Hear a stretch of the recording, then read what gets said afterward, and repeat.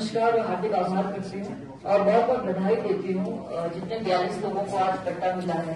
आप सभी को बहुत बहुत मुबारकबाद। एक लंबे संघर्ष से आप लोग जूझ रहे थे और इतिहास में पहली बार स्पीति घाटी में जो हमारे इतने पट्टे मिले, मतलब एक भी पट्टा पहले नहीं मिला। हमने एक साथ जो है इससे पहले आपको 2024 में 4 पट्टे दिलवाए गए थे और अभी 38 पट्टे 2025 में जो क्लियर हुए। तो एक बार फिर से मैं आप सभी को बहुत बहुत मुबारकबाद देती हूँ और साथ ही धन्यवाद करती हूँ हमारी जो प्रशासन की टीम है, खासकर जो हमारे गांव की जो कमेटी होती है एफआरसीज का, और एसडीएमसी लेवल पे जो एसडीएम महोदय के अध्यक्ष में जो कमेटी बनती है, एसडीएम महोदय का भी धन्यवाद करती हूँ। अभी इन्हें आके ज्यादा समय नहीं हुआ है पर एक्टिवली बहुत लोगों की मदद भी करती है और बहुत हम्बली लोगों से बात भी करती है। तो लोगों को इनका कार्य करने का तरीका भी पसंद आ रहा है और ये लोगों के लिए इतनी जो है मेहनत करी, इसके लिए उनको बधाई देती हूँ।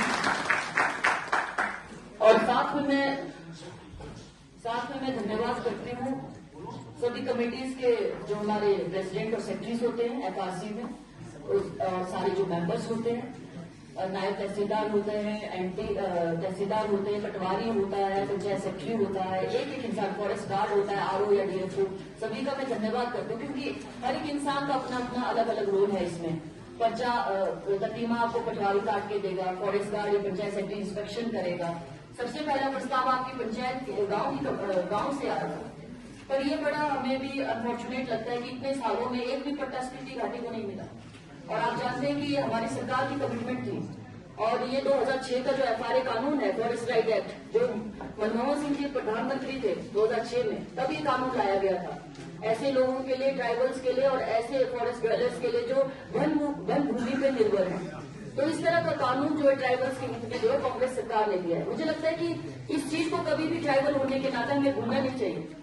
पॉलिसी मेकिंग सबसे इम्पोर्टेंट चीज होता है और पॉलिसी किसने किस तरह की पॉलिसी लाई, इस पे मुझे लगता है हमें समझना चाहिए। और ये जानते भी, हर गरीब तबका इस बात को जानता है क्योंकि कांग्रेस सरकार ने हमेशा गरीबों के लिए काम किया है, गरीबों के लिए पॉलिसी बनाई है। आज हमें ट्राइबल का दर्जा मिला है तो कांग्रेस सरकार ने दिया है। एफआरए का कानून जो है वो कांग्रेस सरकार ने दिया है। पर आज जब हम पट्टा दे रहे तो कांग्रेस देख के नहीं दे रहे, ये पट्टा बीजेपी को भी मिल रहा है और कांग्रेस को भी मिल रहा है। इसमें हम किसी तरह का कोई भेदभाव नहीं कर रहे और ना कभी करेंगे क्योंकि ये हमारी कार्यशैली में नहीं है। हमारे लिए सभी बराबर हैं और जो भी पट्टा गांव की तरफ से जो प्रस्ताव आएगा एसडीएलसी में, उसको बिना किसी भेदभाव के आगे रिकमेंड किया जाएगा एसडीएलसी में, एसडीएम की अध्यक्षता में, और एसडीएलसी से जब वो केस डीएलसी में जाता है तो डीसी की अध्यक्षता में कमेटी बैठती है। और मैं नॉन ऑफिशियल मेंबर्स का भी धन्यवाद करती हूँ। एसडीएलसी में हमारे बीडीसी सदस्य लोग मेंबर होते हैं, इसमें पद्मा जी भी यहाँ विराजमान है, और डीएलसी हमारे जिला परिषद लोग सदस्य होते हैं। इसमें हमारे संडुप जी, मैंने विशेष तौर पे बिना किसी पार्टी को अलग साइड में रखे संडुप जी को मैंने जिला परिषद का सदस्य होके उनको डीएलसी में मेंबर बनाया। हम इस तरह का भेदभाव नहीं करते और ना भी कभी करना चाहेंगे। मैं भूल गई, हमारे साथ विराजमान हमारे डीएलसी सदस्य शिवांग जी विराजमान है, सर जी हमारे ब्लॉक के अध्यक्ष हैं, डीएससी हमारे वीर भगत जी हैं, सोनम डोना जी प्रधान हमारे ताजा पंचायत से, पटना जी जैसे मैंने बताया हमारे यहाँ पे बीडीसी सदस्य हैं, और केसर राजीव जी हमारे यूथ के अध्यक्ष भी और साथ ही साथ टीएससी सदस्य भी। जितने भी हमारे अन्य साथीगण पार्टी के कार्यकर्ता बनाए सबका भी धन्यवाद करती हूँ, लक्ष्य सपनू जी और जितने भी साथीगण है, सबका नाम लेना संभव नहीं है। पर मैं एक एक कार्यकर्ता का भी धन्यवाद करती हूँ कि आप लोग पार्टी की विचारधारा को गांव स्तर पे पहुंचाते हैं। ये सिर्फ पार्टी की बात नहीं है, हम लोगों की हितों की लड़ाई लड़ रहे हैं। और जमीन जो ये सबसे बड़ा आपका एक तरह से मुझे लगता है ये सबसे बड़ी चीज है जो एक तरह से आपको मिली है, क्योंकि टैंक मांगते हैं, खच्चर रास्ता मांगता है, समय के साथ वो सब गायब हो जाएगा। पर ये जमीन जो है आपको पुश्तों दर पुश्तों, आपके बच्चों, आने वाली पुश्तों को है इसका लाभ मिलेगा। और स्पीति में अलग तरह का कल्चर है, आपकी अपनी यहाँ पे विश्वास है, अलग तरह का संस्कृति और सिस्टम है। छोटे बेटे को यहाँ पे कुछ भी नहीं मिलता है, मतलब पारिवारिक जो भी पुश्तैनी जमीन है वो बड़े बेटे को मिलती है।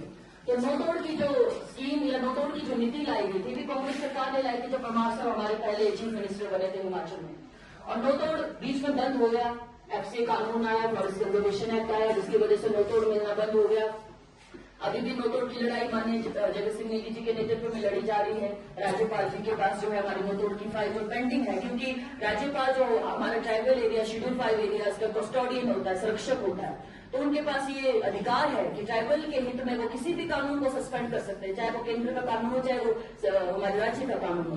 तो ये विनती हमने राज्यपाल महोदय से भी की थी, मैंने विधानसभा में भी इस मुद्दे को उठाया था कि हमें इसमें रियायत दी जाए, क्योंकि नोतोड़ एक अलग चीज है, एफआरए एक अलग चीज है। कई लोग मुझसे मिलते हैं, कहते हैं हमारे नोतोड़ क्लियर नहीं हो रहा है, नोतोड़ में हमारी फाइल है। तो इन लोगों को समझना है कि नोतोड़ आपको एक अलग चीज है। नोतोड़ हम तब तक नहीं दे सकते जब तक राज्यपाल की अनुमति नहीं मिलेगी, पर FRA कानून हमारे हाथ में है और ये आने वाले समय में इसमें कोई संशोधन ना हो, इसलिए हमें अभी भी जागने की आवश्यकता है। आज 42 लोगों को पट्टा मिला है, आने वाले समय में इसका दायरा और बढ़ाना है हमें और गांव गांव तक इसका जो अवेयरनेस है वो फैलाना है गांव स्तर पे। और एक बात मैं जरूर कहना चाहूंगी, गांव से जब भी आपकी फाइलें आती है ऊपर स्तर पे, हमेशा अपने वहां पे न्याय करना है, न्याय जस्टिस होना बहुत जरूरी है। ऐसा नहीं होगा एक गांव में, एक पंचायत में कि जो 2-4 लोग बोलने वाले या पैसे वाले उनकी फाइल भेज दी और गरीब लोगों को किसी ने पूछा नहीं। ऐसा नहीं होना, ना ऐसा होने देना है। और ऐसा अगर होता है तो मेरे ध्यान में आप लोग जरूर ऐसी बात बुलाए।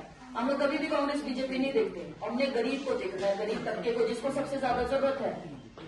FRA कानून आपको 50 बीघा तक का राइट देता है, पर ये नहीं कि जिसके पास पैसा है, जिसके पास ऑलरेडी 20 बीघा जमीन है, वो उसके लिए अप्लाई करे। आपकी पंचायत में, आपकी ग्राम सभा में ये जस्टिस, न्याय होना बहुत जरूरी है।